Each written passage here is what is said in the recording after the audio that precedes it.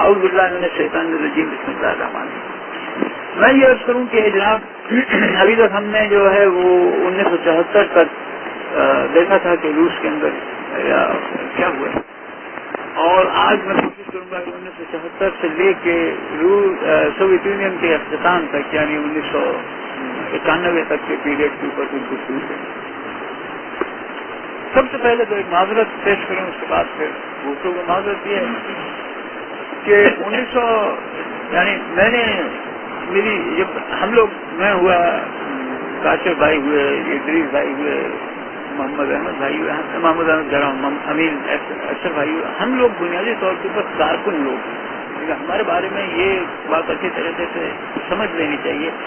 کہ ہم لوگ کسی نوعیت کے اسپیشلسٹ نہیں، مطلب اگر وہ اکاؤنٹنسی کا کام کرتے ہیں یا وہ انجینئر کا کام کرتے ہیں، انہیں اس کام میں کوئی جیسے کہیے کہ وہ نہیں ہے، یعنی وہ ان کی ذات کا وہ کانسٹیٹیوٹ نہیں کرتے۔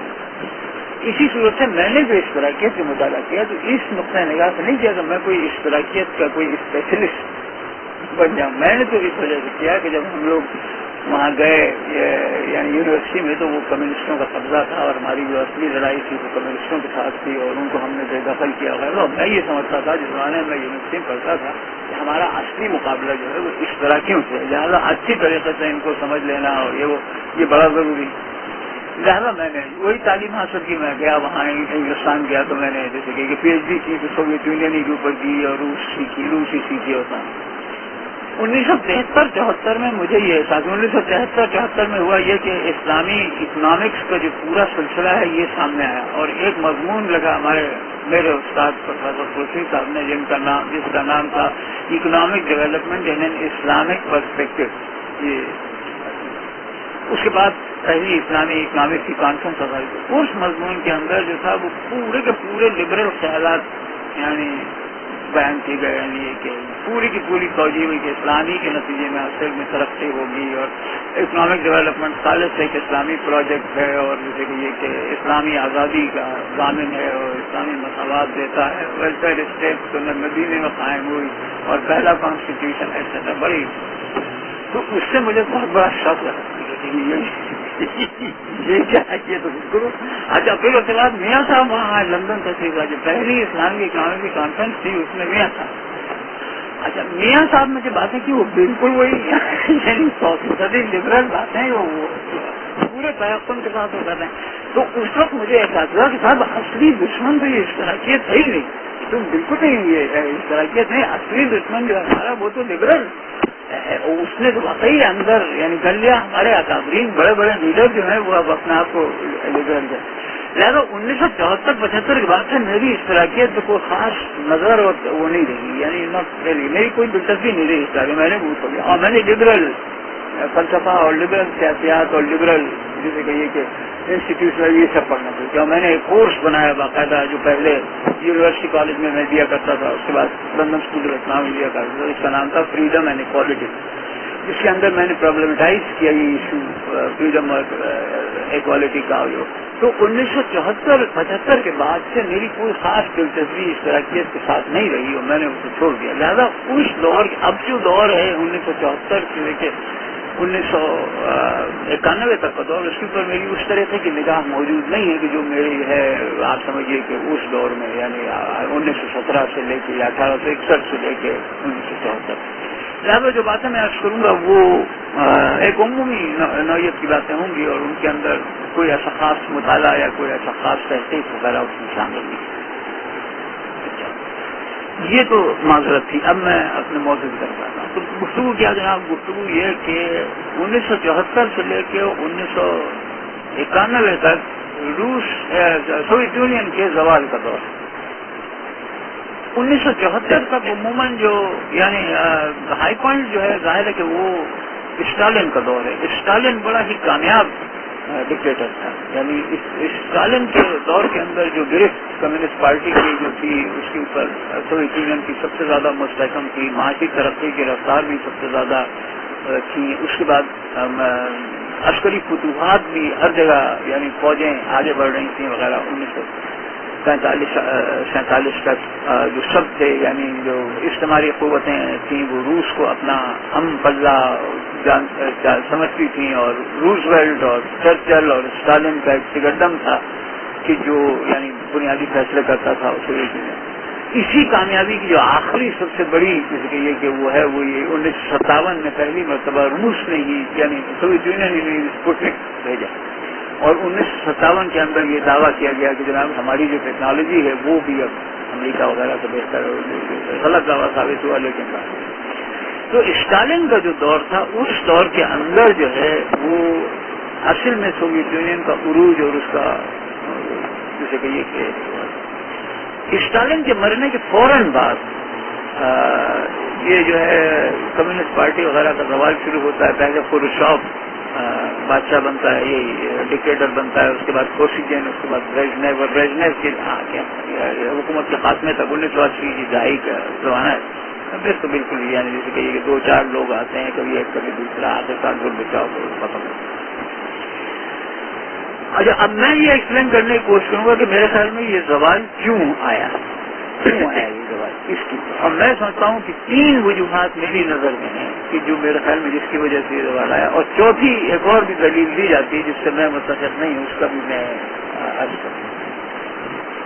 پہلی اور بنیادی وجہ جو ہے جس کی وجہ سے سوویت یونین میں زوال آیا میری رائے میں وہ یہ ہے کہ سوویت یونین کا یا مارکس کا یہ گمان تھا کہ اگر مارکیٹ کو ختم کر دیا جائے اور اگر تقسیم دولت اور تقسیم اشیاء کا انتظام عقلی بنیادوں کے اوپر کیا جانے لگے تو ہر شخص جو ہے اپنا مفاد اس چیز میں دیکھے گا کہ کل کا مفاد ہو. یعنی 2 مغالطے ہیں جو مغربی تحریر کی بالکل بنیادی اور کلیدی مغالطے ہیں، یعنی اس نوعیت کی مغربی یعنی مغالطہ یہ ہے نمبر 1 کہ وجود جو ہے اس کا کوئی اجتماعی حیثیت نہیں ہے، وجود کی کوئی اجتماعی حیثیت نہیں. یعنی وجود ہماری رائے میں میری رائے میں کم از کم صرف 2 ہیں. ایک وجود ہے امین اشر. اب یہ امین اشر پیدا بھی ہوا، یہ پیدا ہوا ایک خاص جگہ، یہ زندہ رہا، اس نے مختلف کام کیے اور یہ مر گیا. امین اشر اس کا یہ وجود. دوسرا وجود جو ہے وہ اللہ تعالیٰ کا وجود ہے، وہ بھی ایک قائم ذات وجود ہے کہ جو اس نوعیت کا ہے، کبھی ہمیشہ سے ہے اور ہمیشہ رہے گا، اور خالق وہی ہے اور مالک وہی ہے. یہ تو وجود. ان کے علاوہ کوئی وجود نہیں ہے. وجود بس 2 ہی ہیں، ایک امین اشر کا وجود ہے اور دوسرے اللہ تعالیٰ کا. اگر آپ کسی تیسرے وجود کی بات کریں گے تو آپ ایک بنیادی غلطی کریں گے کہ وہ جو چیز محض ان وجودوں کے تعلقات ہیں ان کو خود ایک یعنی ایگزسٹنٹ کی حیثیت دے دیں. اچھا، جو 2 غلط فہمیاں مغرب کے ہاں ہیں وہ یہ کہ کسی صورت سے امین اشر کی جگہ پاکستان کو لیا جا سکتا ہے یا امین اشر کی جگہ مزدور طبقے کو لیا جا سکتا ہے. اور امین اشر جو ہے وہ اپنے آپ کو پاکستان کا یا جیسے کہ یہ کہ مزدور طبقے کا ایک نمائندے کے طور پر ہو سکتا ہے، اور اس کے نتیجے کے اندر جب وہ اپنے آپ کو تصور کرنے لگا کہ میں پاکستانی ہوں یا میں مزدور کا وہ رہنما ہوں تو اس کے بعد اس کے لیے امین اشر اور اس کی جو خواہشات ہیں وہ ثانوی حیثیت اختیار کر لیں گی، اور پاکستان یا مزدور طبقے کی جو خواہشات کا فروغ ہے وہ اصلی حیثیت اختیار کریں گے. لہذا وہ نیشنلسٹ اور سوشلسٹ دونوں اس مغالطے میں مبتلا ہیں کہ یہ ممکن ہے کہ کوئی غیر مذہبی ایسی یعنی ایتھکس یا ایسی تنظیم اقدار بنا دی جائے جس کا خدا وغیرہ سے کوئی تعلق نہ ہو، بلکہ وہ جو ہے وہ انسان کی ذات کی ایک بڑا حیولہ کی بنیاد کے اوپر یعنی قائم کر دی جائے. حقیقت یہ ہے کہ نہ پاکستان ایگزسٹ کرتا ہے نہ مزدور طبقہ ایگزسٹ کرتا ہے. لہذا یہ کوشش کہ آپ امین اشر کو ایک مخلص یعنی پاکستانی بنا دیں یا ایک مخلص مزدور طبقے کا نمائندہ بنا دیں، لازماً ناکام جائے. اور اس بنیاد کے اوپر ہم یہ کہہ سکتے ہیں کہ لبرلزم کی جو بنیادی دعوت ہے، لبرلزم کی جو بنیاد ہے وہ مثبت دعوت ہے. وہ کہتی ہے امین حسن کھا، جتنا تو کھا سکتا ہے کھا، لذت اٹھا جتنی تو لذت اٹھا سکتا ہے، یعنی ہرس کو. تو ہرس کے نتیجے کے اندر امین اشر اپنی ذات کی فروغ کرتا ہے. اس کے یہ پازیٹو چیز ہے، اور اس کے یہ پازیٹو چیز معنوں میں ہے کہ جب امین اشر کو یہ دعوت دی جاتی ہے تو امین اشر اس دعوت کو کانکریٹ دعوت سمجھتا ہے. اس جیسے کہ یہ کہ ایتھکس کو اور اس کو اپنانے میں اس کے لیے کوئی یعنی مسئلہ نہیں ہوتا. وہ جہاں تک وہ یعنی خدا کو بھول جائے گا تو اس کے لیے حرص کی اپنانے میں. لیکن اشتراکیت اور قوم پرستی جو دعوت دیتی ہے وہ پازیٹو نہیں ہے، نیگیٹو ہے. وہ پازیٹو نہیں ہے، نیگیٹو ہے. وہ ہے نفرت کی دعوت. نفرت کی دعوت ان کی دعوت جو ہے وہ یہ ہے کہ نہیں، امین اشر یہ سرمایہ دار ہے، اس کو مار، یا یہ کہ ہندو ہے، یہ ہندو کو ختم کر، ایٹسٹرا تاکہ تیرے پاس وہ تمام وسائل وغیرہ آ جائے وغیرہ ہے. یہ نیگیٹو ماننا ہے کہ اس میں کامیابی حاصل ہو جاتی ہے. نیگیٹو انالیسس ٹھیک ہے. سوویت یونین جس زمانے میں وہ جیسے کہی کہ سول وار کا دور تھا، تو جیسے ہم نے بتایا بولشوک پارٹی کا تقریباً ہر کارکن مر گیا اس قربانی میں کہ روس کے اوپر حملہ ہو گیا تھا. دوسری جنگ عظیم کے بعد سے بالخصوص سوویت یونین کا کوئی مخالف انسانوں کے اندر موجود ہی نہیں تھا. نہ کوئی سرمایہ دار رہ گیا تھا سوویت یونین کے اندر، نہ امریکہ وہاں حملہ کر رہا تھا، نہ کوئی. تو نفرت کس سے اور کس سے حسد. لہذا یہ جو ان کی امید یعنی مارکس کے ہاں پورا ایک تصور ہے جو میں تفصیل سے بیان کرنے کی کوشش نہیں سے کہتے ہیں اسپیسی بینگ، یعنی انسان انڈیویجل نہیں ہے بلکہ اسپیسی بینگ. امین اشر نہیں ہے، وہ تو بنیادی طور کے اوپر مزدور طبقے کے محض ایک نمائندے ہیں، اور مزدوریت کی روح ان کے جسم کو استعمال کر رہی ہے اپنے غلبے یعنی حاصل کرنے وغیرہ کے. یہ فلسفہ اس وقت تک تو چل سکتا ہے جب تک آپ اس تشخص کو اپنی ذات کی ضرورتوں کے لیے اہم سمجھیں. لیکن جس وقت آپ کا دشمن جو ہے وہ غائب ہو جاتا ہے تو لازماً وہ جو پازیٹو یعنی ہرس کی جو تعلیم ہے وہی غالب آ جاتی ہے. تو ناکامی کا سب سے پہلا اور سب سے اہم وجہ یہ ہے کہ سوویت یونین کے اندر اس سطح کی یعنی اس سطح کی حسد فروغ نہ پا سکی، یا اس سطح کی حسد اور نفرت فروغ نہ پا سکی کہ جس سطح کی حسد اور نفرت فروغ پانے کے بغیر سوویت مین نہیں آ سکتا، نہیں بن سکتا.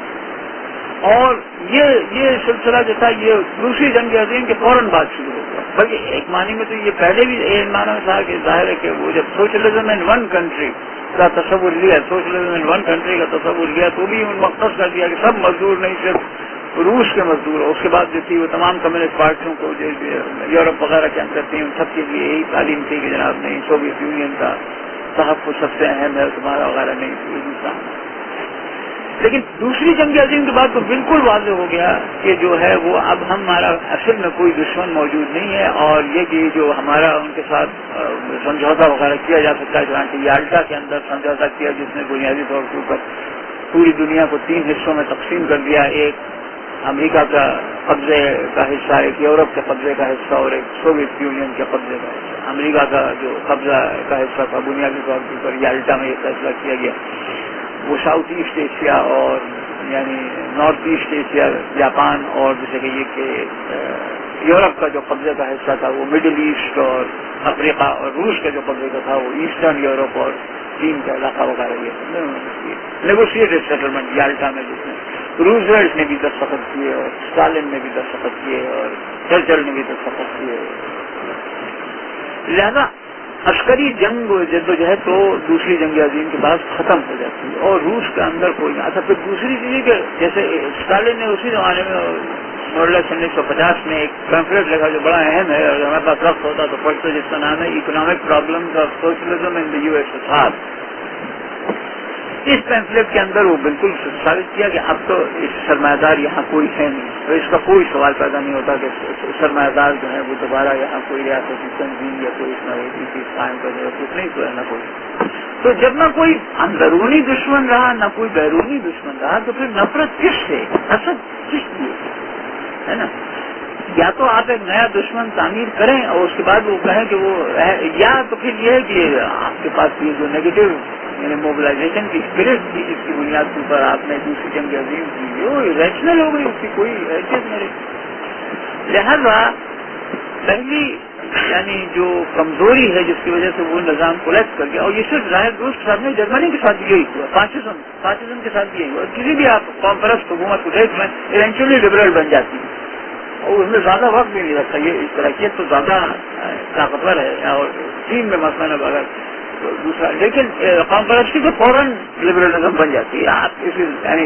اس ٹائپ کا آپ یہ سوچیں کہ وہ سوچو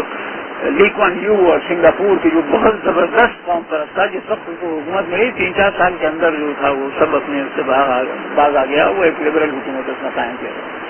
تو یہ جو نیگیٹو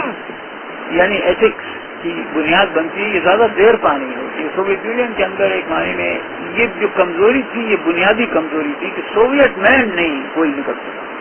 سوویت مین نہیں آ سکا. وہ جو آدمی جو انفرادیت تھی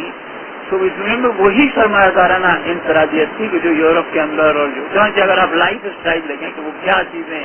اب اس قسم یعنی پسند کرتے تھے اور کیا، تو یہی سب کچھ تھا کہ جو یعنی مثلاً کسی بھی ایسے سوشل لائف کو دیکھ لیں، سیکشل لائف کو دیکھ لیں، ایجوکیشن کو دیکھ لیں، کچھ بھی دیکھ لیں تو مماثلت ہے. 1950 کی دہائی میں پورا لٹریچر پیدا ہوا جسے کہتے ہیں کنورجنس لٹریچر، جو بتاتا تھا کہ وہ کہ سوویت یونین ایک گرینڈ اکانومی ہے، وہ کہ امریکہ ایک مارکیٹ اکانومی ہے، لیکن کتنی زبردست مماثلتیں ہیں ان کی تمام چیزوں کے اندر. تو وہ کیوں؟ وہ اسی وجہ سے کہ جو شخصیت تھی وہ ایک ہی تھی، شخصیت دو نہیں تھی. یقیناً شخصیت اس کی میں دو تھی، جب وہ قربانی اور ایثار اور تمام معاملہ وغیرہ تھا، جب تک مقابلہ تھا اور جب تک نفرت اور حسد کی کیفیت تھی وغیرہ وغیرہ. تو پہلی وجہ جو ہے سوویت یونین کے انہدام کی وہ یہی وجہ ہے کہ نفرت اور حسد جو ہے وہ ایک نیگیٹو جذبہ ہے. اس کے نتیجے کے اندر سرمایہ دارانہ انفرادیت کو سمو کر ایک بڑی اجتماعی انفرادیت قائم نہیں کی جا سکتی. کوئی چیز نہیں ہے پاکستان یا روس یا مزدور یا کچھ نہیں ہے، صرف امین اظہر ہی. اور انہیں میں چونکہ وہ سیلف کانشیس ہے، پاکستان سیلف کانشیس نہیں ہے، مزدور طبقہ سیلف کانشیس نہیں. تو محض امین اظہر کے دماغ کی کنسپچلائزیشن ہے پاکستان کیا ہے وہ جو ہم سوچتے ہیں کہ وہ مزدور طبقہ کیا ہے وہ جو امین اظہر کی رائے ہے اپنے تعلقات کے بارے میں دوسرے مزدوروں سے یا سرمایہ دار سے وغیرہ وغیرہ، ان کی کوئی حیثیت نہیں. لہٰذا پہلی جو کمزوری تھی سوویت یونین کی جس کی وجہ سے وہ فنا ہوئی وہ یہ تھی کہ سوویت مین نہیں بن سکا، سوویت مین کوئی چیز نہیں، تصور وغیرہ نہیں. اس کے نتیجے کے اندر ہر آدمی کے اندر اپنے ذاتی مفادات کو اس نظام کے اندر فروغ دینے کا ادعا عروج یعنی حاصل کرتے. اور سب سے زیادہ ظاہر ہے کہ وہی لوگ اس حرص کی یعنی اورینٹیشن سے متاثر ہوئے جن کے پاس اپنے مفادات کو طے کرنے، اپنے مفادات کو فروغ دینے کے سب سے زیادہ مواقع تھے. اور وہ کون لوگ تھے؟ وہ ظاہر کمیونسٹ پارٹی کے لوگ تھے جو حکومت کر رہی تھی. سب سے زیادہ جو لوگ اپنے مفادات کو فروغ دینے کی استطاعت رکھتے تھے وہ کمیونسٹ پارٹی کے لوگ تو تھے، اس لیے کہ اسٹالن کے دور میں کمیونسٹ پارٹی کے ہاتھ میں تقریباً تمام ریسورسز دے دیے گئے. ہر فیکٹری کے اندر کمیونسٹ پارٹی کا آدمی موجود تھا. ہر جیسے کہ یہ بینک کمیونسٹ پارٹی کے لوگ کی مرضی کے بغیر نہیں چلائی جا سکتی تھی. سلیکٹیوائز فارمز کے اندر ان کے تھا حقوق جیسے کہ یہ سرکاری بھی تھی وغیرہ وغیرہ. لہٰذا سب سے زیادہ جن لوگوں کو متاثر کیا حزب کی اورینٹیشن میں وہ کمیونسٹ پارٹی کے اپنے لوگ. اچھا، جو پورا نظام بنا تھا، جو پورا نظام بنایا گیا تھا وہ تو بنایا گیا تھا اس بنیاد کے اوپر کہ مزدوروں کے طبقاتی مفادات کے فروغ کی بنیاد کے اوپر خیر و شر کے فیصلے ہوں گے. خیر کیا ہے؟ وہ جو مزدور طبقے کے مفادات کو آگے بڑھائیں، اور شر کیا ہے؟ شر وہ جو مزدور طبقے کے مفادات کو نقصان پہنچائیں. لہٰذا کرپشن کیا ہے؟ کرپشن یہ ہے کہ آپ مزدور طبقے کے مفادات کو نہ فروغ دیں بلکہ اپنے ذاتی مفادات کو فروغ دیں، مزدور طبقے کے نقصانات کو یعنی گوارا کریں، اپنے ذاتی نقصانات کو گوارا نہ کریں۔ اس نظام کے اندر کرپشن کی یہی تفصیل تھی۔ لہذا سب سے زیادہ کرپٹ جو لوگ ہوئے جو وہی تھے جو سب سے زیادہ کرپٹ ہو سکتے۔ ظاہر ہے کہ جس شخص کے پاس جو ایک معمول ہے اور جو دوسروں کا حکم مان رہے ہیں اس کے پاس کرپشن کے مواقع کہاں سے ہیں؟ وہ کیسے مزدور طبقے کے مفادات کو نقصان پہنچانا اور مزدور طبقے کے یعنی فوائد کو پس پش ڈال دینا، یہ تو صرف وہی کر سکتے تھے جو صاحب اقتدار تھے۔ لہذا یہ جو عمل تھا یہ عام جو ہوا تو سب سے پہلے پارٹی کے اندر ہوا، بولشوک پارٹی کا، اور اس کا ابتدا اسٹالن کے ہی دور میں۔ سب سے پہلی چیز تو یہ کہ ظاہر ہے کہ مزدور طبقہ تو کوئی چیز ہے ہی نہیں، تو کوئی چیز نہیں ہے کہ مزدور طبقہ کیا چیز ہے، اتنی محض خیالات ہیں۔ مزدور طبقہ کیا چیز ہے؟ کچھ بھی نہیں۔ وہ تو اس کے مفادات بھی ایک محمل چیز ہے، ایک محمل بات ہے نا، یہ کہ مارکس کہتا ہے یہ وہ فلانا کہتا ہے یہ ایٹسٹرا وغیرہ، لیکن یہ کہ کوئی کسی بنیاد کے اوپر یہ تو آپ نہیں کہہ سکتے کہ مثلا اس سال ان کی، اب دیکھیے بنیادی مسئلہ یہ کہ مارکس کی اگر تفصیل وغیرہ کہیں گے تو مارکس کیا کہتا تھا؟ اب مارکس یہ کہتا تھا کہ جو سرپلس یعنی پروڈیوس ہو رہا ہے وہ اس پہ مزدور بنا۔ اب سوال یہ ہے کہ وہ سرپلس دو حصوں میں تقسیم ہوگا، ایک ہوگا وہ کہ جو ری انویسٹ ہوگا، دوسرا ہوگا وہ جو مزدور لے جائے گا اپنا کھانا کھانے کے لیے، گاڑی چلانے کے لیے وغیرہ۔ اب یہ فیصلہ کہ کتنا ری انویسٹ ہو اور کتنا یعنی اس کو ویجز انکریز کے اندر دیا جائے گا آربیٹری فیصلہ ہے، اس لیے کہ کسی طریقے سے بھی یہ نہیں معلوم کیا جا سکتا، نہ سرمایہ دارانہ مارکیٹ اکانومی میں، نہ سرمایہ دارانہ پلانٹ اکانومی کے ریٹ آف انویسٹمنٹ کیا ہونا چاہیے۔ کوئی اب جو بھی کہے وہاں سے، جیسے ہمارا اسٹیٹ بینک جب سر سود مقرر کرتا چاہتا ہے 8.9% کا، کل 10%، آپ کے خیال میں اس کے پیچھے کوئی دلیل کوئی بھی نہیں جو ان کی کر دیں۔ لہذا جو بھی یہ فیصلے کرے گا کہ مزدور کے حق میں کیا ہے وہ ایک آربیٹری فیصلہ کرے گا، اور کوئی اس کی وہ دلیل نہیں قائم کرے سوائے اس دلیل کے کہ نہیں ایک شخص ایسا ہے کہ جو فی الواقعہ جسے کہیے کہ اس تمام اجتماعیت کو اپنے اندر لیے ہوا ہے، یعنی جیسے یعنی وہ ایک مشہور فرانسیسی بادشاہ تھا جس کا نام تھا لوئی XVI، نے کہا آئی ایم دی اسٹیٹ، میں ہی ریاست ہوں۔ یہی دعویٰ اسٹالن نے کیا، یہی دعویٰ ہٹلر نے کیا کہ یہی دعویٰ الطاف حسین کرتا ہے یہ کہ وہ منزل نہیں رہنما چاہیے۔ یوں یہ شخص جو ہے کہ مجھے مکمل مہاجر ہے، مہاجریت جو ہے یا مزدوریت جو ہے یا نابیزم جو ہے متشکل جو ہوتی ہے وہ اوبرمان میں ہوتی ہے۔ نیچے کا فلسفہ ہم لوگ دیکھ چکے ہیں بعد میں یہاں بھائی صاحب نے، اوبرمان، سپرمین ایک سپرمین، تو سپرمین سوویت روس کا جو سپرمین تھا وہ تھا اسٹالن، اور وہی سب سے زیادہ کرپٹ تھا، جیسے الطاف حسین، یہی ان کا یا ہٹلر، یہی ان کا المیہ ہے کہ جو سپرمین ہوتا ہے وہ تو دراصل ایک سب ہیومن بھی نہیں ہوتا، وہ جو سپر مین ہوتا ہے تو اس قدر غلیظ اور پلید اور اس قدر یعنی برا آدمی ہوتا ہے وہ سپر مین کے، وہ تو ظاہر ہے کہ کوئی اس کا تو مقابلہ ہی نہیں کیا جاتا۔ لہٰذا وہ آپ کسی بھی پیمانے اوپر آپ دیکھنا جتنا لوٹ مار اور خسوٹ ماؤ نے کیا چین میں یا اسٹالن نے کیا اپنے دور کے اندر روس میں یا ہٹلر نے کیا جرمنی میں یا الطاف حسین آج کر رہا ہے تو اس کی کوئی مثال ان کی جماعتوں کے اندر نہیں۔ ہاں ماشاء اللہ دوسرے ان سے بڑے بڑے سرٹیفکیٹ گزرے ہیں لیکن وہ دوسرا سوال۔ لہذا کرپشن جو پھیلا، یعنی کرپشن سے مراد جو ہے وہ میں عرض کر چکا ہوں، کرپشن سے مراد یہ ہے کہ مزدور یعنی ان کے، اب یہ خود ایک بڑی عجیب بات ہے کہ یہ کون طے کرے گا؟ وہ کہتے ہیں جمہوری طریقے سے طے ہوگا۔ وہ جمہوری طریقہ تمہارے کیسے ہو سکتا ہے؟ یعنی ریپرزنٹیشن کی بنیاد کیا بنتی ہے، تمام مسائل وغیرہ، لیکن یہ کہ جناب جو اپنے مفادات کو فروغ دینے کی کوشش کرے اور مزدور طبقے کے جو بھی آربیٹریٹلی ڈیفائنڈ مفادات ہیں ان کو سیکریفائس کر دے اپنے مفادات کے لیے، تو وہ کرپشن کے ذمہ ہے۔ سب سے پہلے کرپشن جو فروغ پایا وہ فروغ پایا کمیونسٹ پارٹی کے اندر، اور یہ اس نوعیت کا کرپشن تھا جس کے نتیجے کے اندر کمیونسٹ پارٹی کو جو لیڈرشپ تھی وہ ایک الگ یعنی طریقے کی زندگی اختیار کرنے لگے. کمیونسٹ پارٹی کی لیڈرشپ نے اپنے لیے بہت بڑے بڑے ٹیچارز کہتے ہیں وہ حاصل کیے اور ان کو تمام لگژری گڈس وغیرہ ان کو ان میں ملنے لگی اور بالکل دوسرے حساب سے انہوں نے اپنے بچوں کو یا اسی نظام کے اندر فروغ دینے کی کوشش کی وغیرہ. لہذا جو دوسرا نفرت کا آئیڈیل بنا سوویت یونین کے اندر وہ کمیونسٹ پارٹی کا جسے کہتے تھے اپاراچک یعنی وہ شخص کے جو اپیریٹس چلانے والا اور اسی کا وہ بندہ ہے اسی کا وہ ہے. تو جو دوسرا نفرت کا سمبل وہاں بنا اور وہ کمیونسٹ پارٹی کا لیڈر بنا, کمیونسٹ پارٹی کا ورکر اور کمیونسٹ پارٹی کا لیڈر, یہ اصلی نفرت. اچھا اب چونکہ یہ نفرت کا سمبل بنا تو ظاہر ہے یہ اس کے مقابل جو تھا وہ تو ان کا دوست بن گیا. وہ تھا امریکہ. ظاہر ہے سب سے زیادہ کس سے مقابلہ کر رہی تھی کمیونسٹ پارٹی, وہ تو امریکہ اور یورپ ہی سے کر رہی تھی. لہٰذا سوویت یونین کے عام آدمی کے لیے کمیونسٹ پارٹی کے ظلم کو جو بھی وہ اس کو سمجھتے تھے اس ظلم کو ختم کرنے کا جو طریقہ تھا وہ یہی تھا کہ وہ ان سے دوستی کریں کہ جو سوویت یونین کی کمیونسٹ پارٹی کی لیڈرشپ کو نقصان پہنچانے کے پوزیشن میں تھے. لہٰذا لبرلزم نے فروغ پایا اور امریکہ اور یورپ ان کے لیے آئیڈیلز بن گئے. کیوں آئیڈیلز بن گئے؟ اس لیے آئیڈیلز بن گئے کہ امریکہ اور یورپ میں ان کے خیال میں مزدوروں کے مفادات اور انفرادی آزادی وغیرہ جو تھی وہ اس سے کہیں زیادہ میسر تھی کہ جو روس کے اندر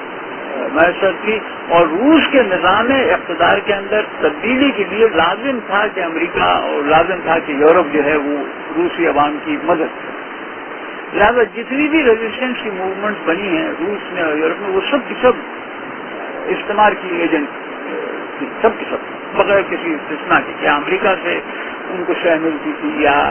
جرمنی سے ان کو شہ ملتی تھی یا اسی ڈاکومنٹڈ ایویڈنس ہے پولینڈ کی سالیڈریٹی پارٹی خاص ڈپارٹمنٹ آف ڈیفینس میں بنی وغیرہ وغیرہ ایٹسٹرا. تو جو میں عرض کر رہا ہوں پہلی وجہ جو تھی, پہلی وجہ جس کی وجہ سے سوویت یونین کا نظام تشکیل پذیر ہوا وہ ہوا یہ کہ سوویت یونین کا یہ جو ایلیوژن تھا کہ اجتماعی انفرادیت قائم کی جا سکتی ہے یہ ثابت ہو گیا کہ ایسی کوئی تھی, اجتماعی انفرادیت کوئی تھی. دوسری وجہ اجتماعی انفرادیت کے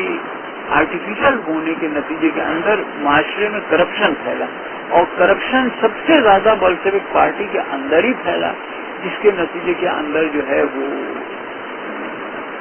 جو تھی بولشوک پارٹی اور بولشوک پارٹی کے کارکنان جو قوت کے اوپر قابض تھے قابل نفرت بن گئے عام سوویت یونین کے افراد کے. دوسری وجہ تیسری وجہ یہ تھی جیسے میں نے آپ سے کیا کہ سوویت یونین نے جب یہ نفرت سوویت یونین کے لوگ سوویت یونین کی غالب جماعت یعنی کمیونسٹ پارٹی سے کرنے لگے تو انہوں نے اپنا فطری حدیث امریکہ اور یورپ کو سمجھا اور امریکہ اور یورپ سے مدد کے ذریعے ہی وہ سمجھے کہ وہ اس ظلم سے اور اس کرپشن سے نجات حاصل کرے. اور یہ اثر جو تھا یہ اثر پھیلنے میں اس حکمت عملی کا بھی بہت بڑا ہاتھ تھا کہ جو امریکہ اور یورپ نے اختیار کی. 1945 سے لے کے جیسے میں نے آپ سے عرض کیا ہے کہ اسٹالن کی موت تک تو سوویت یونین سے مقابلہ کم تھا. یالٹا ایگریمنٹ کے تناظر اسٹالن مرا ہے 1953 میں 1953 اسٹالن مرا ہے 1953 اور اس کے بعد پہلے تو خروشچوف اور کیا نام تھا کاسیجن اور خروشچوف ان دونوں کی مل کے ایک قائم ہوئی. پھر خروشچوف اکیلا یعنی بادشاہ بن گیا, اکیلا ڈکٹیٹر بن گیا. اس وقت سے یعنی 1900 آپ سمجھیے 53-54 سے لے کے بریجنیو کی پریزیڈنسی تک جو کہ آپ سمجھیے 1980 کی دہائی میں سرد جنگ کا دور ہے. سرد جنگ جو ہے وہ پھر واقعہ تو لوگ کچھ کہتے ہیں کہ وہ سرد جنگ شروع ہوئی ہے 1946-47 سے, لیکن میرے خیال میں یہ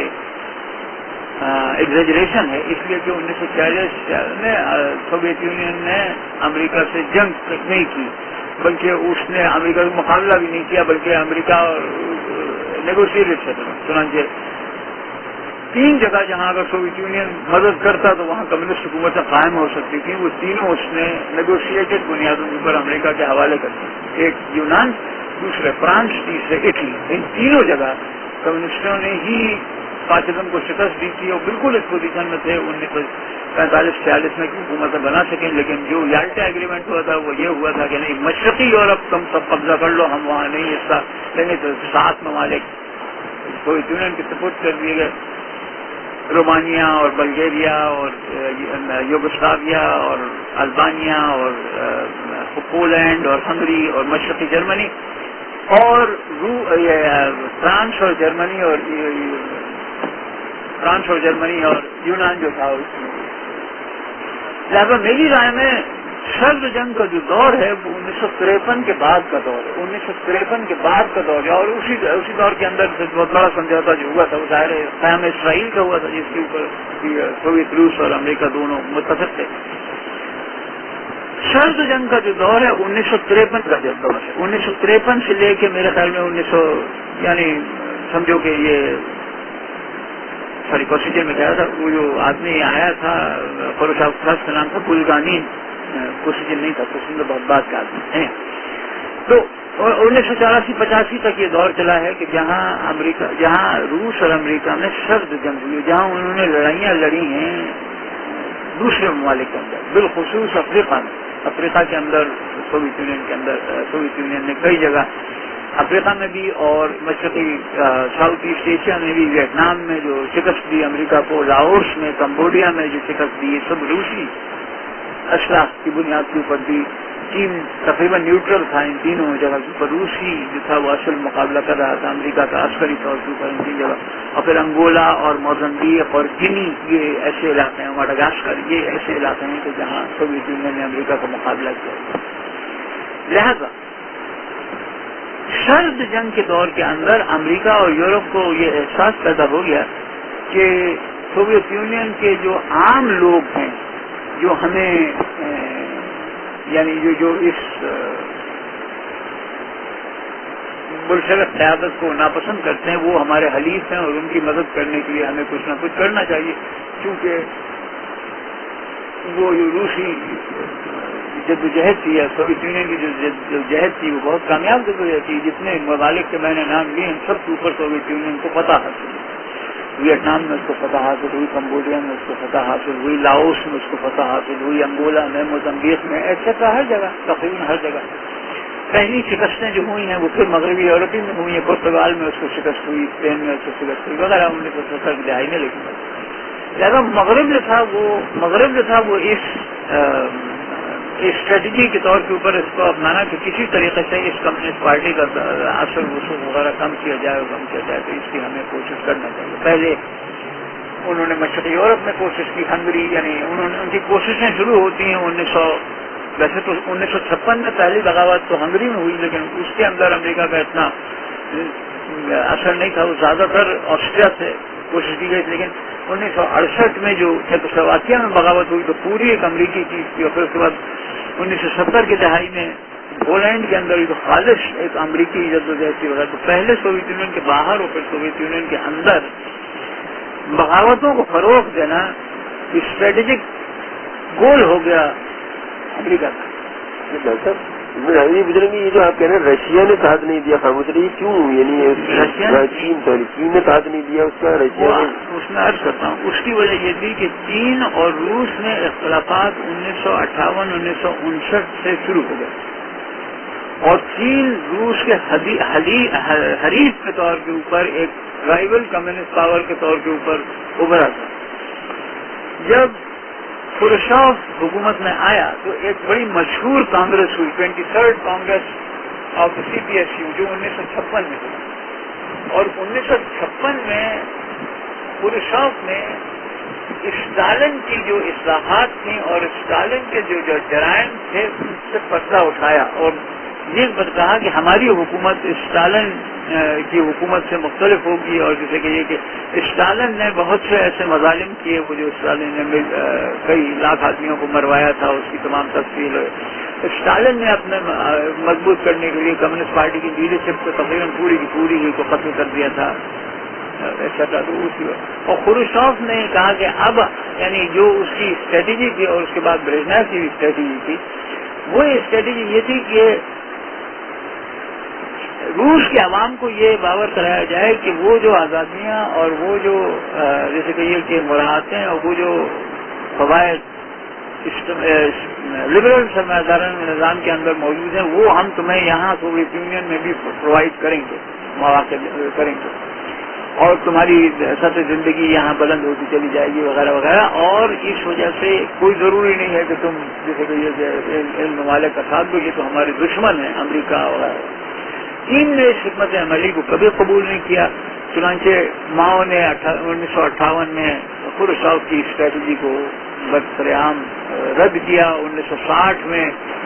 سوویت یونین کے تمام انجینئر اور تمام جیسے کہ ٹیکنیشین جو چین کی تعمیر میں کام کر رہے تو چین کو چھوڑ کے چلے گئے، اور وہاں سے سب کچھ لے گئے. سنا اپنی جو انہوں نے ریلوے لائنیں بچھائی تھیں وہ تک اکھاڑ کے لے کے چلے گئے، اور ٹیلی فون کے پولس تک اٹھا کے لے کے چلے گئے وغیرہ وغیرہ. کہا کہ چین میں شروع ہی سے روس اور چین کے تعلقات بہت خراب رہے تھے. آپ کو یاد ہوگا جب امین بھائی نے ہمارا پیش کیا تھا چین کے اوپر، تو جانتے تھے کہ روس میں تو ہمیشہ اسٹالن نے تو ہمیشہ کومنٹان کا ساتھ دیا تھا. وہ تو اسٹالن تو ہمیشہ نیشنلسٹ پارٹی کا چاہتا تھا کہ وہاں حکومت قائم ہو، اور ماؤ تو جس وقت اس نے شکست دے دی اور کمیونسٹ جماعت بنی گئی، اس کے بعد کہیں اس کو کومنٹان میں شامل کیا گیا. اور لہذا 1960 کے بعد سے سوویت یونین کے دو دشمن ہو گئے، ایک تو مغرب تھا اور دوسرا چین تھا. اور چین نے مشرقی ایشیا میں امریکہ کا ساتھ دیا، بالخصوص ویتنام کی کامیابی کے بعد امریکہ کا ساتھ دیا، روس کا ساتھ نہیں دیا. لہذا دوسری وجہ، پہلی وجہ جیسے میں نے عرض کی سوویت یونین کے انہدام کی، وہ تو یہی تھی کہ اجتماعی انفرادیت قائم نہ ہو سکی، وہ قائم ہو ہی نہیں سکتی تھی. انفرادی اجتماعیت کوئی چیز ہی نہیں، اجتماعی انفرادیت کوئی چیز ہے ہی نہیں، لفظ تصور ہے، نہ کوئی قوم ہے، نہ کوئی طبقہ ہے، نہ کچھ بھی، وہ تو صرف فرد ہے. دوسری وجہ یہی تھی کہ کرپشن عام ہو گئی، بالخصوص کمیونسٹ پارٹی کے اندر. وہ جو کرپشن کمیونسٹ پارٹی کے اندر عام ہو گئی تو اس کے نتیجے کے اندر لوگوں نے دیکھا کہ کمیونسٹ پارٹی کے جو زعماء ہیں ان کو وہ تمام چیزیں مل رہی ہیں کہ جس کے عام لوگ متمنی ہیں ان کو نہیں مل رہے. اور جب کمیونسٹ پارٹی کے قائدین یہ دعویٰ کرتے تھے کہ وہ جو ہے وہ عوام کی نمائندے ہیں، یا یہ کہ عوام کے مفادات کی بنیاد سے فیصلے کر رہے ہیں وغیرہ وغیرہ، تو سب اسے جھوٹ کے طور کے اوپر لیتے تھے. تیسری وجہ جو تھی وہ مغرب سے خاص تعلق تھا. سوویت یونین نے مغرب کے ساتھ جو 1974 کے بعد سے بالخصوص جو رویہ اختیار کیا وہ اس میں اختیار کیا کہ انہوں نے کہا کہ عسکری طور کے اوپر تو بالخصوص نیشنل لبریشن کے موومنٹ کے سائے میں جہاں جہاں بھی وہ سوویت یونین میں کامیابیاں حاصل کی ہے، نیشنل لبریشن موومنٹ کی شکل میں حاصل کی اور کانفرنسوں کے ساتھ اتحاد کری کے حاصل. اس کے باوجود ہم امریکہ اور برطانیہ، امریکہ اور یورپ کے ساتھ مادی اور معاشی تعلقات کو فروغ دیں گے. اور اس کی وجہ یہ تھی کہ سوویت یونین کی جتنی بھی معاشی تعمیر کی گئی تھی، وہ معاشی تعمیر کی گئی تھی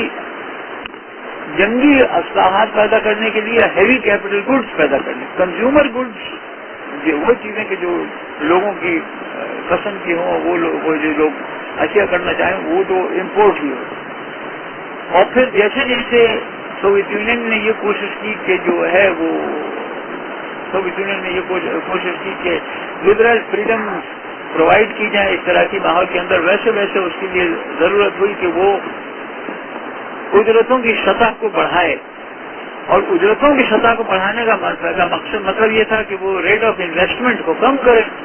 تو ریٹ آف انویسٹمنٹ کو برقرار رکھنے کے لیے قرضوں کی ضرورت ہوتی ہے. لہٰذا 1974 کے بعد سے انٹرنیشنل بینک سے بہت بڑے پیمانے کے اوپر روس نے قرضے لینا شروع کی، اور اس کے نتیجے کے اندر روسی معیشت کی تنظیم جو تھی اس میں اور مارکیٹ اکانومی کی تنظیم کے اندر بے تحاشا مماثلتیں پیدا ہو گئیں. اور ان قرضوں کے نتیجے کے اندر یعنی روسی معیشت کے اندر ایک مقام مل گیا مغربی استعمار کی قوت میں، اور یہ ممکن ہو گیا کہ مغرب کی ملٹی نیشنل کمپنیاں جو ہیں سوویت اسٹیٹ انٹرپرائزز کے شیئرز خرید لیں اور سوویت یونین کے بینکوں کے اندر ان انٹرنیشنل بینک کی پریزنس ہو جائے وغیرہ وغیرہ۔ لہذا 1974 کے بعد یہ اسٹالن کے جانشینوں کی یہ پالیسی کہ معاشی طور کے اوپر وہ اور سیاسی طور کے اوپر وہ سوویت یونین کے اندر وہ تمام مراحتیں فراہم کریں گے کہ جو مغرب کے اندر فراہم کی جا رہی ہیں، اور اس کے لیے مغرب کے ساتھ تعاون کریں گے، اور یہ حکمت عملی کے عسکری سطح کے اوپر قوم پرست تحریکوں کے ساتھ مل کے وہ مقابلہ کریں گے، یہ ناکام ہوگا۔ اور مغرب کو اس کا بہت بڑا موقع ملا کہ سوویت یونین کے اندر انفلٹریٹ کر جائے، اور وہ انفلٹریشن اس لیے بہت آسان ہو گئی کہ سوویت یونین کے لوگ تو اس کو کھلے جس طریقے سے اگر ہندوستان یہاں آ جائے تو MKN کو ہار پہنانے کے لیے تیار کھڑی ہے، بالکل اسی طریقے سے سوویت یونین کا ہر آدمی اپنا آپ کو امریکہ کے لیے پیش کرتا تھا، مجھ سے کام لو، میں چاہتا ہوں کہ تمہارے ساتھ میرا کام۔ اس کے واقعات ہیں کہ لوگ امریکی جو وقت یعنی یہی کمپنیوں وغیرہ کے آتے تھے تو ہوٹل کے ان کے کمروں کے سامنے گلدستے یعنی رکھ دیے جاتے تھے راتوں کے اندر، اور مختلف طریقے سے عوام اپنی پذیرائی وغیرہ دیتے۔ جب وہ تقریب کاری کے طرف وہ چلے تو ان کا یہ تو بالکل ایک آسان والا ہے، یہاں تو لوگ چاہتے ہی ہیں کہ ہم آ جائیں والا۔ لہذا یہ جو جدوجہد تھی، یہ جو امریکہ کی جدوجہد تھی، یہ جو استعمال کی کوشش تھی کہ سوویت یونین کو تباہ کرتے، اس میں بنیادی حریف جو تھے وہ روس کے اپنے ہی لوگ تھے جو ان کو میسر آ گئے۔ تو جو پہلی وجہ تھی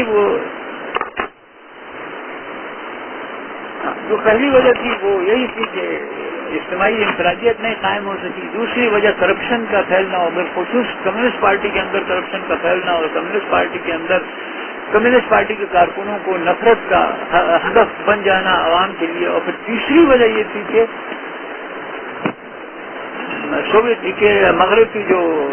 مغرب کی جو تخریب کاری کی تحریک تھی اس کو عوامی پذیرائی حاصل ہوئی، اور مغرب ہی کو وہ اپنا نجات دہندہ سمجھتے ہیں۔ چوتھی وجہ جو لوگ بیان کرتے ہیں، جس کے اندر جو اس بارے میں نہیں جانتا کہ میرا خیال میں اتنا صحیح بات ہے، وہ یہ ہے کہ وہ کہتے ہیں کہ جیسے جیسے معیشت کمپلیکس ہوتی چلی جاتی ہے ویسے ویسے پلاننگ ممکن نہیں رہتی، اور پلاننگ جو ہے وہ اس سطح پہ کی نہیں جا سکتی کہ جس سطح کے اوپر جب ایک معیشت ریلیٹیولی سمپل ہو تو وہ کی جا سکتی ہے۔ اور لہٰذا جو کیوس سوویت یونین کے اندر معاشی سطح کے اوپر آیا وہ اس کی کئی مظاہر ہیں۔ مثلا یعنی یہ کہ پلاننگ جو ہوتی تھی تو وہ یہ ہوتی تھی کہ ہر فیکٹری کو ٹارگیٹس دیے جاتے تھے کہ یعنی اتنے تمہیں مثلا جہاز بنانے ہیں، اتنے تمہیں جیسے کہ یہ کہ پرزے بنانے ہیں، اتنا کپڑا بنانا ہے وغیرہ وغیرہ۔ وہ ٹارگیٹس تکمیل پذیر ہوں اس کی ذمہ داری فیکٹری کے اندر جو کمیونسٹ پارٹی کی تنظیم تھی وہ کرتی تھی، لیکن کوالٹی کنٹرول ناممکن ہو گیا پلاننگ کے ذریعے۔ جو کہتے ہیں ایک مشہور سوویت یونین کا معیشتداں تھا جو 1960 کی دہائی میں بہت مقبول ہوا، لائبرمان، جس نے پلاننگ کے خلاف اور پلاننگ کی جگہ جسے کہتے ہیں مارکیٹ سوشلزم فروغ دینے کی جو دعوت ہے وہ لائبرمان ہی کی ہے کہ جو بہت کامیاب ہوئی، جس نے کہا کہ نہیں، پلاننگ کے ذریعے ہم یہ جو ہے کہ تم نے اس کمپنی نے جہاز تو بنا دیے 1 لاکھ جو تم نے اس سے کہا تھا، اس سے زیادہ ہی بنا دیے 1,10,000، لیکن چلتے ان میں سے صرف 10 ہیں، اس لیے کہ باقی کی کوالٹی جو ہے وہ اس قابل ہے، وہ فوراً ٹوٹ جاتے ہیں، ختم ہو جاتے ہیں وغیرہ۔ اس نے کہا کہ اس چیز کو یعنی کوالٹی کے پرابلم کو ٹیکل کرنے کے لیے ضرورت یہ ہے کہ تم مارکیٹ اکانومی کو فروغ دو، اور وہ سوشلسٹ ڈائریکشن کے اندر مارکیٹ اکانومی ہو سکتی ہے۔ اس کے بعد پھر وہ کیپٹل مارکیٹ یعنی بانڈس تو شروع ہی سے شیئر فلوٹنگ بھی ہوئی، اور اس کے بعد منی مارکیٹ کا قیام بھی عمل میں آیا۔ اس کے نتیجے کے اندر ہر انٹرپرائز کو یہ اختیار دے دیا گیا کہ وہ اپنے اہداف خود مقرر کرے، اور جیسے کہ یہ کہ ان کی فلفلمنٹ کی ذمہ داری اس کی اپنی ہوگی، اور جیسے کہ یہ کہ اس کا مطلب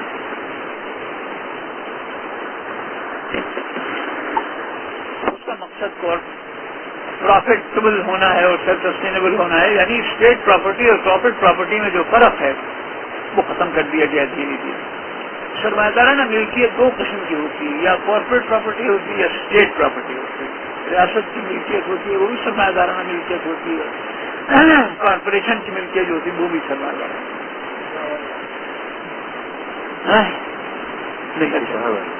तो इस वजह से एक वजह ये बयान की जाती है कि सोवियत यूनियन की निजाम का एक बहुत बड़ा वजह जो है वो निजाम का वजह ये भी है कि प्लानिंग नाकाम हो गई और अमलन जो इंडिविजुअल यूनिट से न सिर्फ ये कि वो सेंट्रल प्लानिंग ब्यूरो से आज़ाद हो गए बल्कि उनकी आज़ादी को एक अच्छी चीज के तौर के ऊपर कबूल किया गया और तस्लीम कर गया। मेरे ख्याल में ये बात इन मानों में सही नहीं है कि प्लानिंग नेसेसरीली बड़ी मईशत के लिए कामयाब नहीं हो सकती। मेरी राय यह है कि हो सकती है कामयाब, लेकिन ये कि विल टू प्लान हो गया इस वजह से कि प्लान करने वाले लोग भी अपने ذاتی मफादात को ज्यादा अहमियत देते थे बने किसी इज्तिमाई मफाद वगैरह को इसके नजदीक के अंदर वो खुद पार्टिसिपेट करते थे उस लूटमार में कि जो मार्केट इकोनॉमी या मार्केट सोशलिज्म की तनाजुर में सरमायादारों के लिए मुमकिन होती है। वो जो प्लानर्स थे वो असल में इनफरादी मफादात के लिए प्लानिंग करते थे, वो इज्तिमाई मफादात का कोई खास जैसे कि ये कि ऑपरेशनल तस्वुर उनके पास नहीं। डॉक्टर प्लानिंग और इसमें अगर हम एक छोटी सी अगर बात करें तो प्लानिंग इकोनॉमी का ज्यादातर दारोमदार अफराद के बिल पर होता है और मार्केट इकोनॉमी के लिए वो एक सिस्टम बना लेते हैं कि जिसमें उस सिस्टम को फॉलो करना बड़ा डिस्टर्ब करना जरा मुश्किल हो जाता है। इस वजह से वो उसमें चीजें स्मूथली जाती है कैपिटलिज्म में। मतलब ये कि प्लानिंग में ये तस्वुर है कि अगर आपको ये मालूम हो कि आपके मुकम्मल वसाइल क्या हैं तो आप उन वसाइल को इस तरीके से इस्तेमाल कर सकते हैं जिस तरीके से जो भी मुमकिन वसूल हदफ है वो हासिल हो सके। और आप जब कीमतें आप कहेंगे इस चीज की ये कीमत होगी तो ये कीमतें जो है ये निकलेंगी आपके इसी निज़ाम मईशत से कि जिसकी बुनियाद के ऊपर आप अपने वसाइल का इस्तेमाल इस नौयत से करेंगे कि जो भी हदफ आपने अपने लिए तय किया है वो हदफ आप हासिल कर सकें। लोगों का एतराज ये था कि अहदाफ उसूलन हासिल हो रहे हैं लेकिन अमलन हासिल नहीं हो रहे, इसलिए कि वो ज्यादातर जो पैदावार हो रही है वो पैदावार नाक़िस किस्म की है। और ये नाक़िस किस्म की पैदावार इसलिए हो रही है कि प्लानिंग इतनी मजबूत नहीं है कि वो क्वालिटीज भी स्पेसिफाई कर सके। लिहाजा 1974 के बाद से यानी सबसे पहला जो 5 साल मंसूबा बना है वो 5 साल मंसूबा बना है 1927 में और आखिरी 5 साल मंसूबा जो बना है वो बना है 1986 में। इसके दौरान 12-14 5 साल मंसूबे बन गए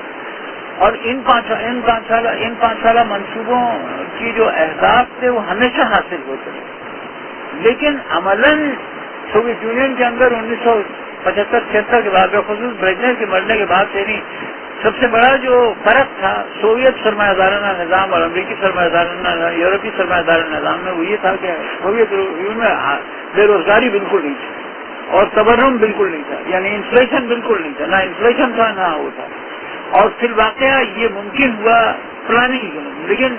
ब्रेजनेव के आखिरी दौर में ये दोनों चीजें फिर से सामने आ गई, इन्फ्लेशन भी हो गया और अनएम्प्लॉयमेंट भी आम हो गई। इसकी वजह ये कि प्लानिंग जो थी वो पूरी मईशत के ऊपर काबिज नहीं रह सकी और बहुत से ऐसे एरियाज थे कि जो प्लानिंग की दस्तरस से बाहर हो गए। ब्लैक मार्केट इकोनॉमी ने बेतहाशा तरक्की की, खुद कम्युनिस्ट पार्टी ने उसको तरक्की दी।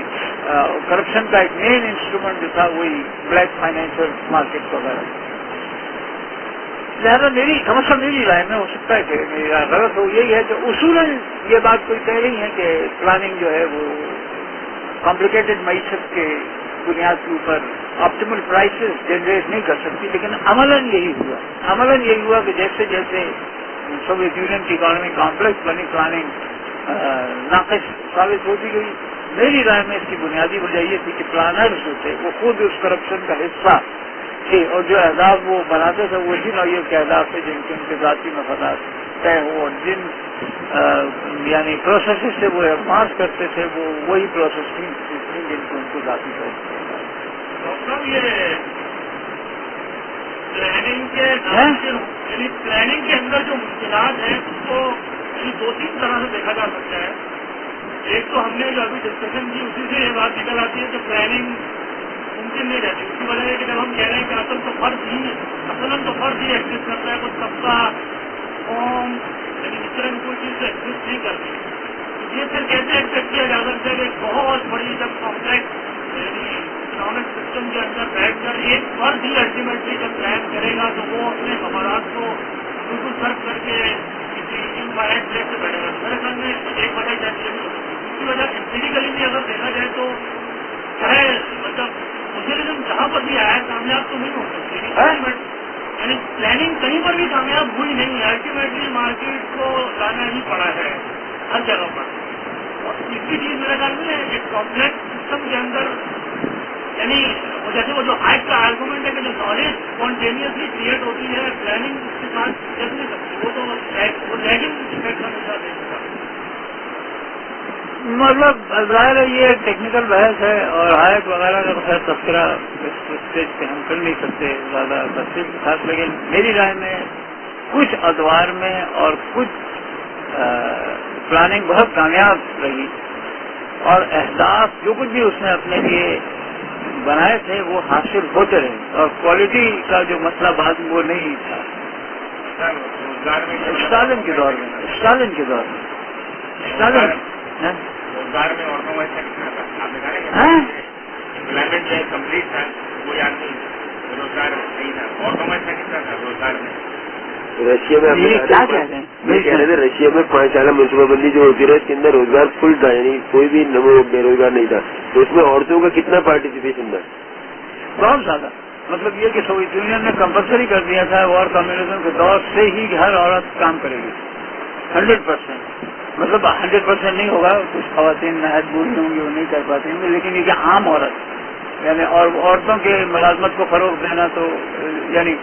खानदान को तबाह करने का एक बहुत बड़ा उसके तौर के ऊपर इस्तेमाल किया गया। और बिलखुसूस औरतों के तबादले बहुत ज्यादा किए जाते थे, बहुत ज्यादा, कि किसी औरत को एक जगह नहीं है उसके तबादले ताकि उसका खानदान टूट जाए, तो बहुत ज्यादा। अच्छा मैं सर जाहिर भाई ये हमारे ये जाहिर भाई ने जो फरमाया तो उसूलन मेरे ख्याल में ये नामुमकिन नहीं है कि जिस तरीके से आप कोई भी मॉडल बनाए उस तरीके से प्लानिंग मॉडल बनाए और वो अहदाफ हासिल करें जो आपने अपने लिए तय किए हैं। अब ये कहना कि वो अहदाफ जो है वो ज़ाहिर प्लानिंग मॉडल खुद जनरेट नहीं करता, ये बिल्कुल दुरुस्त बात, ज़ाहिर नहीं करता। जो आपने अहदाफ बनाए हैं वो तो किसी न किसी आर्बिट्री असम्पशंस की बुनियादी ऊपर बनाए। लेकिन अगर आपका तखमीना अपने रिसोर्सेज के बारे में एक दुरुस्त तखमीना है और अगर आपका उसूलन ये अंदाजा के इन वसाइल को इस्तेमाल करने का क्या स्ट्रक्चर मौजूद है इस वक्त मईशत के अंदर, वो दुरुस्त है या उसूलन दुरुस्त है या ज़्यादातर दुरुस्त है, तो आप एक ऐसा सेट ऑफ प्राइसेस जनरेट कर सकते हैं जिसके नतीजे में वो उसको यानी वो अहदाफ हासिल हो जाएंगे जो आपने अपने लिए। हाँ, लोगों को वो कीमतें कबूल करने पे मजबूर करने की इस्तिताअत आपके अंदर होना चाहिए, जो कि स्टालिन के दौर में थी और जो कि स्टालिन के दौर के बाद से नहीं रही। खुद कम्युनिस्ट पार्टी ने ब्लैक मार्केट फरोख किया और दूसरे का तो तस्करा ही क्या है। लिहाजा असली जो नुकसान हुआ वो नुकसान ये हुआ कि वो प्लान को सिर्फ सिंबल के तौर के ऊपर अचीव करते थे और इन प्रैक्टिस वो कीमतें मौजूद नहीं रहती थी कि जो कीमतें उन्होंने अपने प्लानिंग मॉडल में। और असल में जो बुनियादी मसला था वो लोगों को मजबूर करना कि वो जो है वो कि वो कबूल करें उस पूरे स्ट्रक्चर ऑफ प्राइसेस को और उस पूरी यानी नज़्म इत्तेहाद को जिसकी बुनियाद के ऊपर प्लान के हासिल हो सकता है। ये इस्तेमाल बोलचेविक पार्टी के हाथ बददरीज निकलती चली गई और फिर उन्होंने वही किया, यानी मार्केट सोशलिज्म के साथ बुनियादी तौर पर मार्केट सोशलिज्म और मार्केट इकोनॉमी में कोई फर्क नहीं है। معاملہ میں کوئی فرق نہیں، اور اسٹیٹ پراپرٹی ختم ہو جاتی ہے مارکیٹ اکانومی کے اندر، کارپوریٹ پراپرٹی آ جاتی ہے، ہر جو ہے یونٹ جو ہے وہ آٹونومس ہو جاتا ہے، اور ریٹ آف سرپلس موبلائزیشن کو ایکسیلریٹ کرنا ہی اس کا اکیلا ہدف کو کرا جاتا ہے، پلاننگ جو ہے وہ انڈیکیٹو پلاننگ ہو جاتی ہے، پھر سیدھی طور پر کچھ چیزیں کہی جاتی ہیں، فنکشنل پلاننگ نہیں۔ تو یہ چار وجوہات تھیں جس کی بنیاد کے اوپر نمبر 1 سوویت یونین کا نظام منہدم ہو گیا، اور نمبر 2 فتح جو حاصل ہوئی وہ لبرلوں ہی کو حاصل ہوئی، یعنی فتح جو حاصل ہوئی وہ لبرلوں کو ہی حاصل ہوئی۔ اس میں لوگ یہ کہتے ہیں کہ افغانستان میں شکست جو ہے یہ بھی خاص اہمیت رکھتی ہے، میری رائے میں ایسا نہیں، یقیناً افغانستان میں سوویت یونین کو شکست ہوئی، لیکن وہ شکست بھی بنیادی طور پر امریکہ ہی نے اس کو دی افغانستان کے اندر، اور امریکہ کی مداخلت کے بغیر وہ شکست کم از کم اتنی جلدی سوویت یونین کو نہیں دی جاتی، اور پھر سوویت یونین کی معاشی جیسے کہ یہ کہ حکمت عملی یا معاشی وسائل کے اس نے جو کچھ وہ افغانستان کو خرچ کر رہا تھا اس کے بہت کم، اور ظاہر ہے کہ نہ افغانستان کی شکست کی وجہ سے افغانستان کی شکست روس کے لیے اتنی زیادہ اہمیت نہیں رکھتی تھی جتنی ویتنام کی شکست امریکہ کے لیے رکھتی، اور ظاہر ہے کہ ویتنام میں شکست کھانے کے بعد امریکی نظام متغیر نہیں ہوا، ختم نہیں ہوا، اس وجہ سے افغانستان سے روس اگر چلا بھی جاتا تو اس کے نتیجے کے اندر اس کا ہونا، لیکن وہ بنیادی جو وجوہات تھی وہ یہی تھی کہ سوویت یونین کے عام آدمیوں، ظاہر ہے کہ سوویت یونین کی پارٹی لیڈرشپ عام آدمیوں سے نہیں تھی، وہ اس تعقل کے قائل ہو گئی جو کہ بنیادی طور پر لبرل تعقل ہے، لہذا پہلا جو یعنی یلسن جو پہلا صدر بنا وہ بالکل خالص امریکہ کا آدمی تھا، پرانا کمیونسٹ تھا لیکن خالص امریکہ کا آدمی تھا، اور اس کے بعد جنہوں نے اس معیشت کو اختتام دیا ہے وہ قوم پرست لوگ ہیں، پوٹن اور پوٹن کی جانشین وغیرہ لوگ ہیں، اور لبرل نیشنلزم کے فروغ کے لوگ، لہٰذا بنیادی طور پر جو شکست ہوئی سوویت یونین کو، سوویت یونین کا نظام ہوا وہ لبرلزم کو قبول کرنا، بحیثیت نظریے کے اور بحیثیت ایک نظم زندگی کے لبرلزم کو قبول کرنا، اسی بنیاد کے اوپر سوویت یونین کا قائم نظام، اسی گفتگو پر میں سوویت یونین کا تذکرہ ختم کرنا، اور ہم یہ اگر پہلے اگر اس سے کچھ سوالات ہیں تو ہم دیکھتے ہیں، اس کے بعد پھر ہمیں اپنا ایسا پروگرام کرنا۔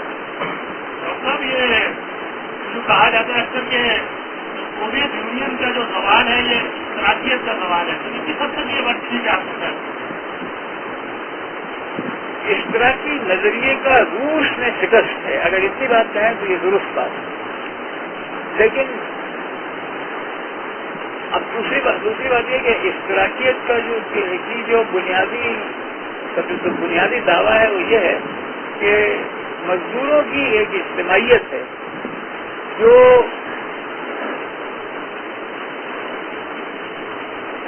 الحمدللہ سرمایہ داروں کی اجتماعیت کی فطری حریف ہے، اور جو اپنے مقاصد کے حصول کے لیے اتنے مجبور ہے کہ وہ سرمایہ داروں کے اقتدار کے تنظیم کو ختم کرے۔ جیسے جیسے سرمایہ داری فروغ پاتی ہے یہ دعویٰ غلط ہوتا لگتا ہے، اور لگتا یہ ہے کہ سب ہی مزدور ہیں اور سب سرمایہ کے مزدور ہیں، اور سب کے مفادات جو ہیں وہ اپنی ذات ہی سے ہے، اور کوئی ایسی اجتماعیت موجود نہیں ہے کہ جو ایک اجتماعیت دوسری اجتماعیت کا مقابلہ کرے۔ ان معنوں میں بھی اشتراکیت کمزور پڑ رہی، لیکن یہ کہنا کہ اشتراکی نظم اقتدار ممکن نہیں ہے، میرے خیال میں یہ درست بات نہیں ہے۔ چین کے اندر وہ نظم اقتدار قائم ہے، اور ابھی تو کم از کم ایسا نہیں لگتا کہ چین کے اندر جو نظام اقتدار ہے وہ تحلیل ہوگا، بہت عرصے تک تحلیل ہوگا، اور کمیونسٹ پارٹی کی جو مونوپولی ہے پولیٹیکل پاور کے اوپر وہ چلے گی۔ ہاں بہت سے ممالک کے اندر یہ ہو چکا ہے، ظاہر پورے مشرقی یورپ میں ہو چکا ہے، روس میں ہو چکا ہے، ویتنام میں ہو چکا ہے، کمبوڈیا میں ہو چکا ہے، کمبوڈیا میں اب بالکل ایک سرمایہ دارانہ حکومت، لبرل سرمایہ دارانہ حکومت قائم ہے، ایسا لیکن جب تک چین جسے کہیے کہ اپنا ہے تو یہ موجود ہے، تو اس وقت یہ کہنا کہ اس نظام اقتدار میں جو اس طرح کی قائم کرتی ہے لازماً انتظام اس کا ہو جائے گا تو یہ ضروری نہیں ہے. ڈاکٹر صاحب یہ چائنا کے بارے میں بھی تو یہی بات کہی جاتی ہے کہ وہاں پر بھی زیادہ ان کی ترقی ہے. یہ میں تو نظام اقتدار کی بات کر رہا ہوں. میں تو یہ نہیں کر رہا کہ معاشی طور پر یعنی مماثلت نہیں پیدا کی جا سکتی اشتراکی نظام میں اور سرمایہ دارانہ نظام میں، لیکن نظام اقتدار جو ہے چین میں وہ متاثر نہیں ہوا. اور یہ کتنے جیسے 1979 میں 3 امین اسکوائر میں جب امریکہ نے بغاوت کرائی تو اس میں بالکل ناکام ہو گیا. اور نہ صرف یہ کہ ناکام ہو گیا بلکہ یہ کہ وہ جو ہے اس کے بعد کوئی اس نوعیت کی بغاوت کروانا چین میں اس کے لیے ممکن نہیں رہا. اس کے برعکس جب اس نوعیت کی اپرائزنگ اس نے مشرقی یورپ میں کرائی تھی، پولینڈ میں اور بلغاریہ میں اور رومانیہ میں اور خود روس کے اندر تو بالکل کامیاب ہو گیا. یہ اب یہ کوئی نہیں کہہ سکتا. ظاہر ہے کہ چین کے اندر بھی تو سرمایہ دارانہ یا لبرل سرمایہ دارانہ انفرادیت فروغ پا رہی ہے اور کسی نہ کسی اسٹیج کے اوپر کیا ہوگا وغیرہ ہم نہیں کہہ سکتے. لیکن چین کے اندر قوم پرستی ایک بہت طاقتور یعنی چیز ہے. اور اس چینی اشتراکیت جو ہے وہ یورپی اشتراکیت سے معنی میں مختلف ہے کہ ماؤ نے اور چینیت اور اشتراکیت کو ساتھ کر دیا ہے، زیادہ طاقتور کی. اور وہاں نظام کا انتظام اس طریقے سے ممکن نہیں کیا، ابھی تک تو کم از کم ممکن نہیں ہوا. جی روس میں جو اصل شکست ہوئی ہے وہ عسکری شکست نہیں ہے. روس کی شکست جو ہے وہ عسکری شکست نہیں ہے. ہاں بالکل نظریے کی اور فکر کی اور ان کے عقیدے کی شکست ہے کہ جب بالکل اس سے متدخل ہو جاتا ہے تو بڑے علاج کے اندر تمام کے بالکل. یعنی روس کی شکست کوئی عسکری شکست نہیں ہے. روس کے پاس جس وقت دوبارہ روس بن گیا رشین ریپبلک ہے تو اس کے پاس نیوکلیر ویپنس کا ایک پورا خزانہ تھا کہ جو اس نے خود ہی تباہ کر دیا. اور قازقستان میں تو ابھی تک کچھ موجود ہیں. وہ تو بنیادی طور کے اوپر جو شکست ہے وہ اخلاقی اور نظریاتی اور جیسے کہ یہ کہ ایڈیولوجیکل شکست ہے جس کے اندر سوویت یونین کے ہمدرد کوئی نہ رہے. سوویت یونین کے جو بنیادی جیسے کہ یہ کہ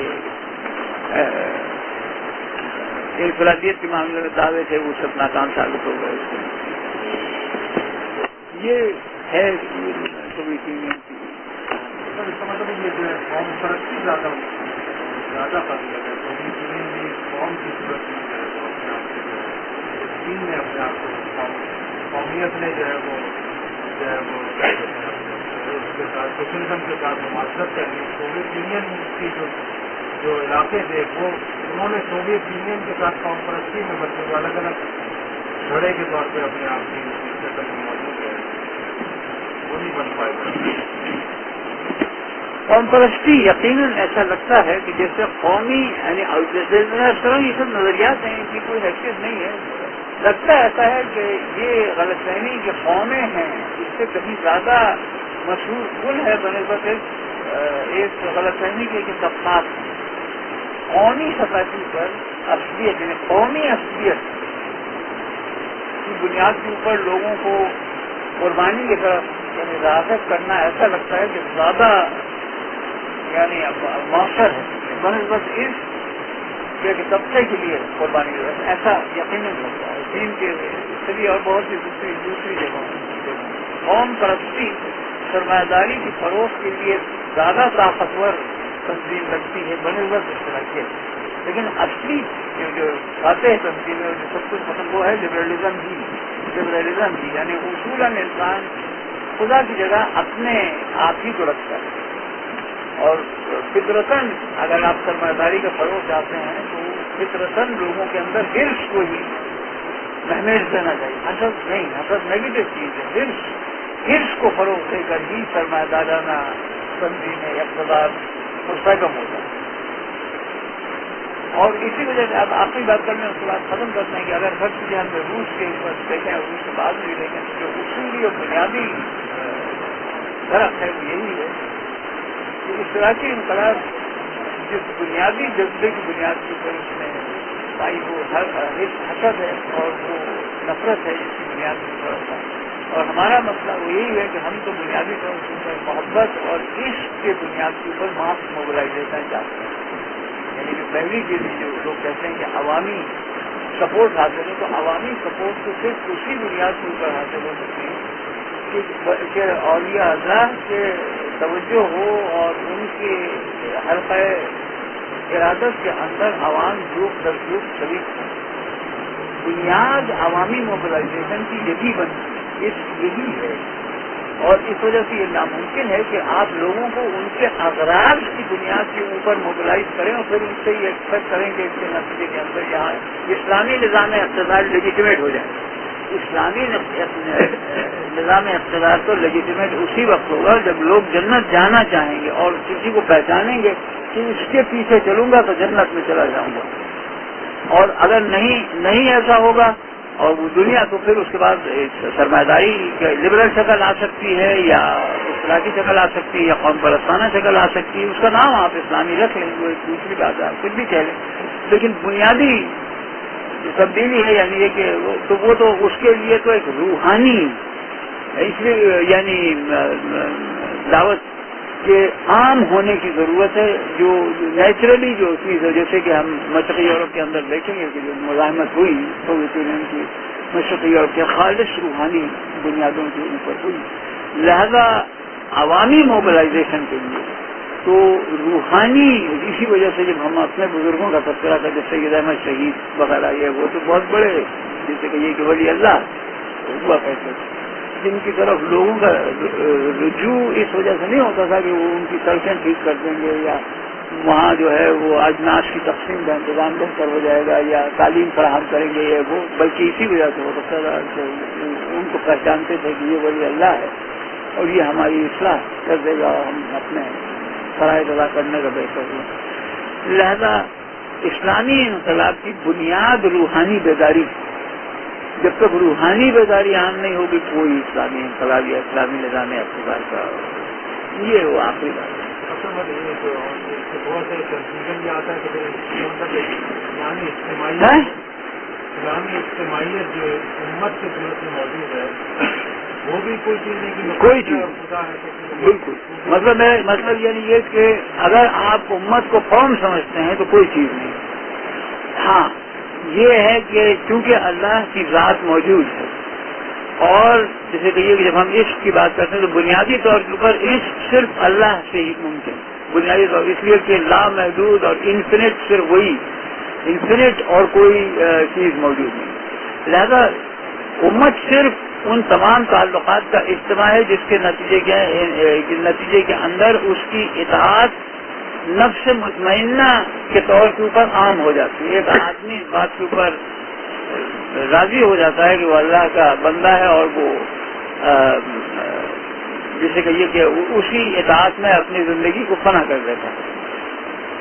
اس معنی میں امت کا ایک وجود موجود ہے، لیکن بحیثیت قوم کی امت کا کوئی وجود موجود نہیں، بحیثیت قوم کے کوئی موجود نہیں. اگر وہ قوم بن گئی، اگر اس کا احساس ہی ہوا تو پھر وہ وہی ایک ایلیوژن ہے کہ جیسے کہیے کہ مسلمانوں کفار کا نظام اقتدار قائم رہے لیکن مسلمانوں کے مفادات فروغ پائے. اور تو مسلمانوں کا مفاد تو اکیلا یہی ہے کہ وہ جنت میں جائیں، اس کے علاوہ مسلمانوں کا کوئی مفاد نہیں. اور جنت میں جانے کے لیے ضروری یہی ہے کہ اسلام پھیلے. لہذا انقلاب اسلامی کا اصلی مقصد اسلام کی توسیع، نہ کوئی ریاست کا قیام ہے، نہ کوئی معاشرے کی اصلاح ہے، نہ کچھ ہے، بلکہ اسلام کو پھیلانا ہے. یہ چیز ہے اسلامی انقلاب. اگر اس سے آپ کو دلچسپی نہیں ہے اسلام کے پھیلانے سے تو پھر آپ کا انقلاب جو ہے وہ قوم پرستانہ مسلم قوم پرستانہ انقلاب ہے. مسلم قوم پرستی یقیناً ایک گڑھ لیتی ہے مسلمانوں کے مفادات کا تصور. لہذا سوویت یونین اور جو ہمیں حاصل ہوتا ہے وہ یہی ہے کہ اس نوعیت کی جدوجہد اسلامی انفرادیت اور اسلامی فروغ. اوکے، میرا خیال میں ہم اس اسٹیج کے اوپر گفتگو ختم کر